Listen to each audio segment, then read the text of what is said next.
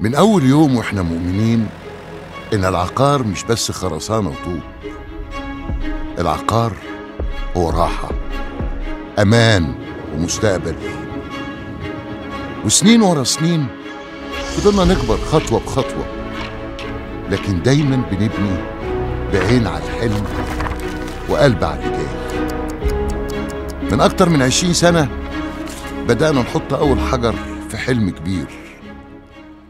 في غرب اسكندرية كنا دايما موجودين بمشاريعنا السكنية وبرؤية كبيرة.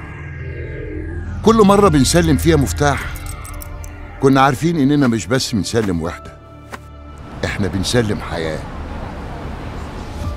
عملنا 46 مشروع سكني وتجاري في غرب اسكندرية، وفي كل واحد فيهم كنا بنحاول نخلي التفاصيل أريح، أبسط وأنسب للناس اللي بتعيش فيه.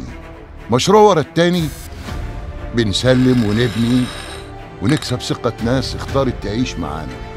مشاريعنا كبرت وكبر الحلم، وطلعنا على الساحل الشمالي.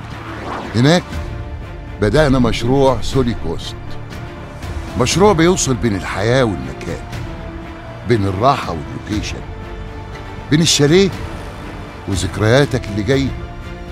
طرحنا المرحلة الأولى والتانية وسكناهم بعملائنا.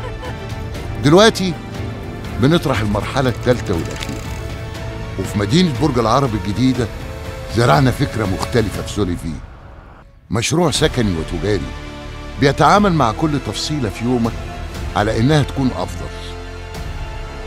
اللي بدأناه من 20 سنة النهاردة بقى قصة ناس وثقت فينا، وناس كبروا معانا، وناس اختارونا نكون في حياتهم. في سيف العقارية ماشيين بنفس الإيمان من أول يوم. مش بس بنبني، لا، احنا بنخلق مساحة ترتاح فيها وتبني فيها مستقبل. وبين كل طوبة والتانية في حكاية، وفي كل حكاية في عيلة بتبدأ مشوارها من عندنا. سيف العقارية 20 سنة من التميز.